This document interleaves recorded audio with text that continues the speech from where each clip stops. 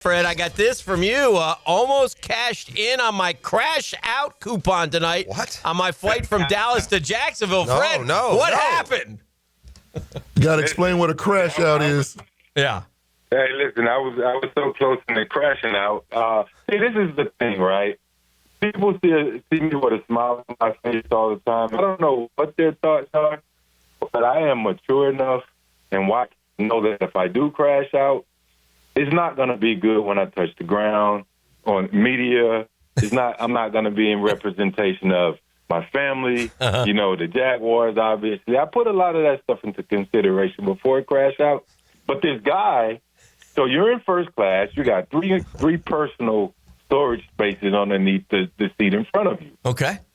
He put his bag in the center, and he kept his personal side free so he can stretch his legs out. Mm-hmm. And then the side that I had was so tight and tiny, and I politely asked, hey, do you mind taking your bag and placing it in front of you? It's a first-class violation is what we got going on He's here. in violation right now, Fred. Yeah. And he replied, no, you have a lot of overhead space. Ooh. But not only that, I was cool, and I asked the flight attendant, I said, excuse me, ma'am, do you mind if I put my personal bag up top? Because the rules are, one carry-on and one personal item. Okay. The personal item goes underneath. So he says, sure. And after that, I diffused the situation. But then when I have to bag up, he had his phone on my side. Uh-oh. He put all of his other stuff on my side. I'm like, bro, you're one of those personal space invaders. People. Yeah. So, I was just frustrated. I had been traveling like 12 hours that day, and he worked, so. Yeah. Well, good. Listen, Fred, at least you're smart enough to understand that you can't afford a crash out at this stage of your career. Yeah. You can never have a crash out. Zero tolerance crash out. You just got to take it. Yeah. Now, I will say this. I'm glad that I now know what a crash out is because, Fred, when you talk about airlines and crashing, it got me a little nervous. I'm going to be honest. I was like, wait a second. He thought you used your one. A nice combination right there. Fred, the one that gets me, I was in first class, ironically, coming from Dallas, same exact thing. And I got the dude in front of me, bro, and he has got that thing.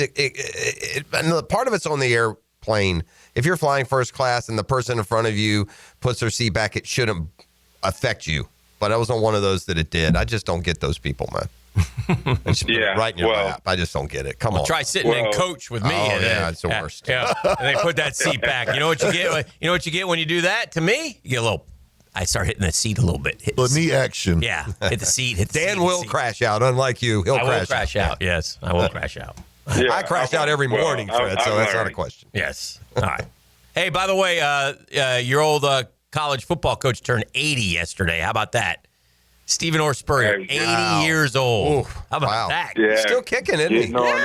Yeah, we're getting up there, man. I know. That's a blessing. Each breath is a blessing. Yes. Fred, Happy birthday to the old ball coach. Let's use some synergy there. I mean, I can remember, I think I've told you the story before, but back when we used to cover the Gators back in the day, Tuesday would be media day, and we would talk to y'all, and then we would go upstairs, and Steve would have a big, we'd have a big luncheon, and then he would just talk, kind of off the cuff about everyone. And he said something at some point, like before you were on the radar as a top 10 pick, he said, I'll tell you media boys something, that Fred Taylor's going to make a lot of money when it comes to the draft evaluation.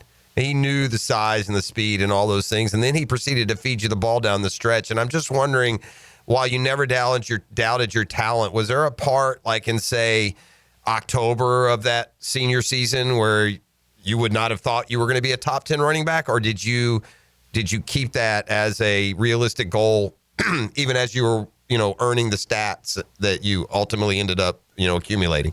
So the thing about it, I just never really put a lot of stock into, the whole draft thing. I just cared about playing ball. It was just fun to play football, fun to play for Florida, fun to play for Coach Spurrier. I finally had gotten the starting job. Before that, I was rotating with Terry Jackson, Elijah Williams, and my senior year, I was able to secure the starting job. And he said, look, Fred, I just want to feed you the ball. He asked me if I was ready for the challenge. I said, of course I'm ready. Doug was a younger quarterback. He and Noah. Noah wasn't, but Doug was a little bit younger. So he wanted to put the ball in my hand, sort of take it out of Doug's hand, especially after that LSU game. And I got more opportunities later in the season. And I just sort of met the challenge, and, you know, the rest is history. I knew I can do all of the combine stuff. I was going to wake up and run 4.2, like out of my sleep. I was going to bench press a lot. I was going to have a high vertical jump and all that other stuff. It was just a matter of putting the film together, which Coach gave me an opportunity to. And it paid off. Tell me what your initial thoughts were I was there also for your workout and saw Tom Coughlin's eyes go like that cartoon when they go ding, like 8 inches outside of his skull, and then bing back in. Did you know right after that on-campus workout you would be a Jaguar, or when did you, and that was probably what, 2 weeks maybe before the draft, or when did you get a clear indication you would be coming here? Well, to be honest with you, Jeff, I didn't know until I got the call on draft day. Okay. You know, he calls, hey, it's Coach Coughlin. I mean, because of my workout, he was tough. He was trying to run my tongue out of my mouth. Yeah, you said that. After and you I told him about it.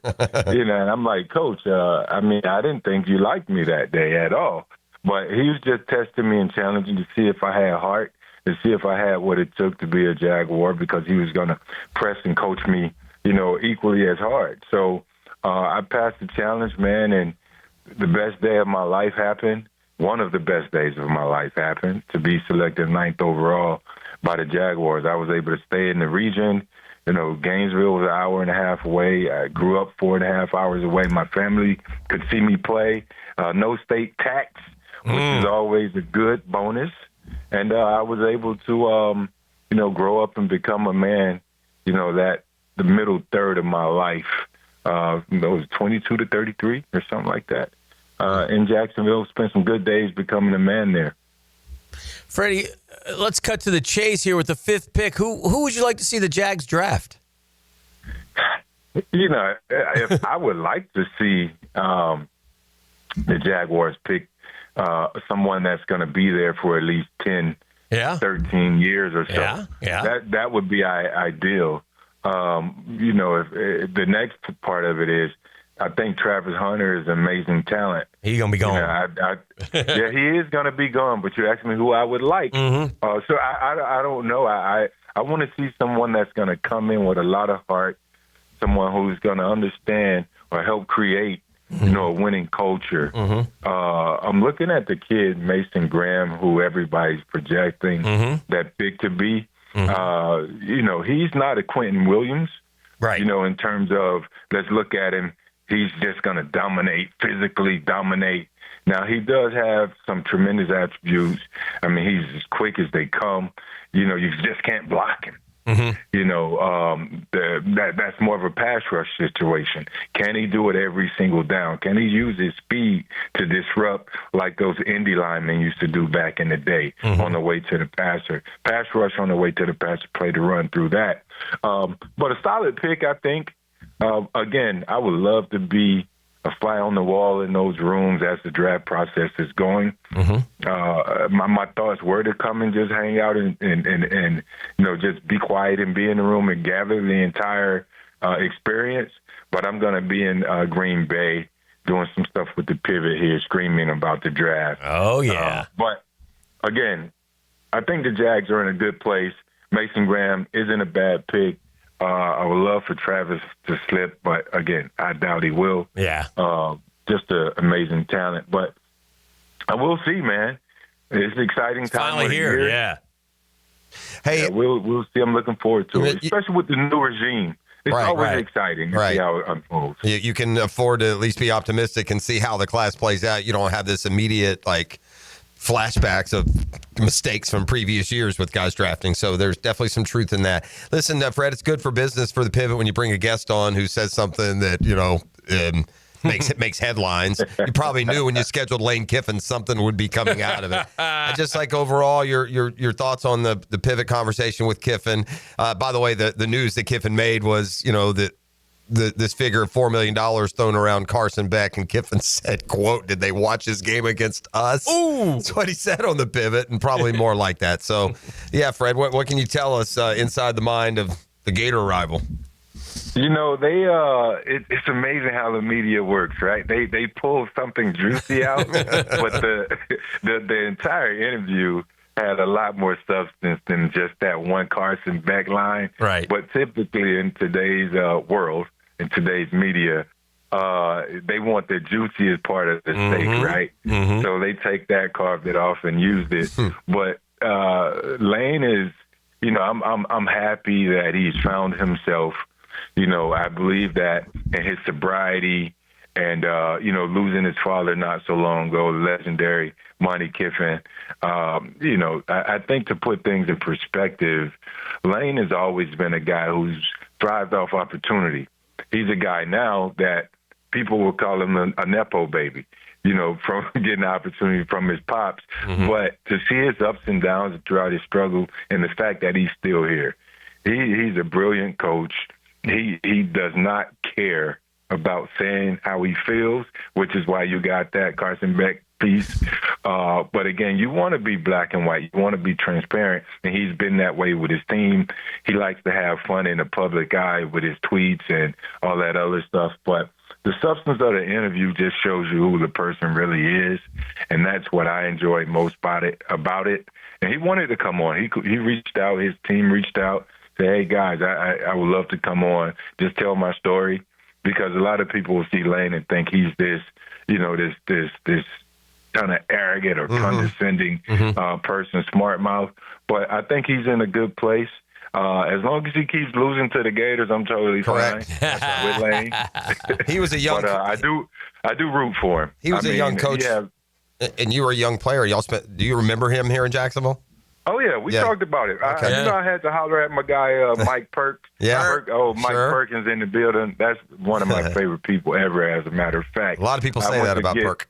Holler at Perk for some intel, and he sent over a picture of a young Lane Kiffin and his dad and Money sitting atop a horse back way back in the day, man. But yeah, we chopped it up about him being in the building. Nice. Good stuff. 2000, I believe. That was the year 2000. That was, I had to look it up, but so I was making sure that it was they crossed after over. You were here. Yeah, I wasn't sure if he was just before that too. He was only here for like a year, right? Yeah, 1 year. Quality control, I think. I think he was even on the defensive side of the ball, if I remember. And I think his ex-wife worked down there too, if I'm not mistaken, or an internship or something like that. I'm not positive on that. That's John. Yeah, I'm not. That's John Reeves' daughter. His ex-wife, the Gator quarterback. Oh wow. Yeah. That's who. Yeah, Lane was married. John Reeves smaller world. Oh yeah. We talked about hanging out in that dang sauna. He's trying to get some of the, the previous evening juices out. I was going to say Kiffin's a big sauna guy. I bet a lot of hours in the sauna for Kiffin. Hey, Freddie, we appreciate it as always, man. Freddie. Have fun up in Green Bay. We know you can't get in any trouble there. Not that you would. I'm not crashing. No crash outs. No crash outs. No crash out. All right, my brother. We'll talk to you next week.